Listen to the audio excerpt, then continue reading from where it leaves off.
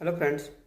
आज हम लोग बात करेंगे कुछ डिजीज में जो एंटीबायोटिक्स का प्रेफरेंस होता है, प्रेफरेंस ऑर्डर कैसे ड्रग्स दी जाती हैं उसके बारे में। जैसे कि अभी क्या हो रहा है कि मैं अभी गांव गया था तो मैं देखा कि जैसे टाइफाइड का एक लड़के को इशू था तो उसको वो मोनोसिप लगा रहे थे डायरेक्ट 1 ग्राम बीडी करके। तो ऐसे मतलब जो भी आरएमपी गांव साइड हैं ऐसे ही करते हैं, ये नॉर्मल है, डायरेक्ट हायर डोज में ही चले जाते हैं सीधे।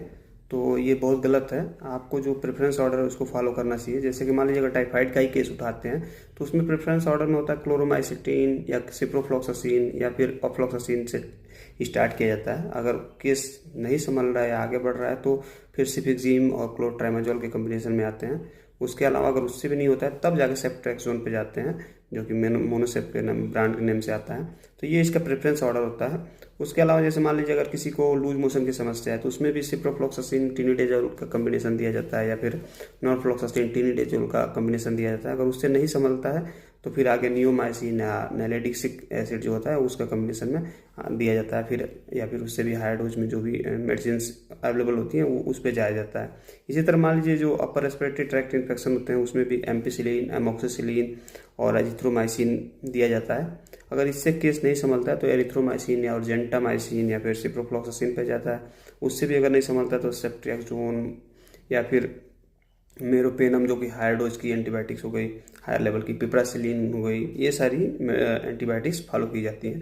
तो ये बात की बातें होती हैं कि अगर नीचे वाला अगर काम नहीं कर रहा है तो। लेकिन आदमी आजकल क्या कर रहा है, सीधे हायर डोज पे ही चला जा रहा है कि अरे एक ही बार में ख़त्म कर दो बीमारी जो भी है।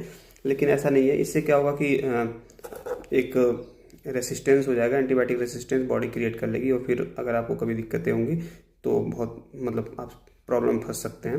जैसे अब मान लीजिए यूटीआई का ही केस है। यूटीआई के केस में क्या होता है कि पहले नॉरफ्लॉक्सासिन, सिप्रोफ्लॉक्सासिन, नैलेडिक्सिक एसिड से स्टार्ट किया जाता है। इसमें प्रेफरेंस ऑर्डर जो होता है ऐसे ही होता है। उसके बाद आप सिफेलेक्सिन और इन सब पे जाया जाता है। उसके बाद जो जेंटामाइसिन होता है वो लगाया जाता है। लेकिन आजकल डायरेक्ट देखा जा रहा है जेंटामाइसिन ही लोग लगा देते हैं। एक केस और मान लीजिए आपके सामने लेते हैं। जैसे मान लीजिए किसी को अगर समस्या है ईएनटी वाली प्रॉब्लम है, ईयर नोज थ्रोट वाली जो समस्या हो गई, उसमें एरिथ्रोमाइसिन, एम्पिसिलिन, एमोक्सिसिलिन इससे स्टार्ट किया जाता है। अगर इनसे ना ठीक होता है तो पेंसिलिन या जेंटामाइसिन, क्लोट्रिनाजोल ये सब पे जाया जाता है। अगर इससे भी नहीं निकलता है तो आगे हायर डोज पे जाया जाता है।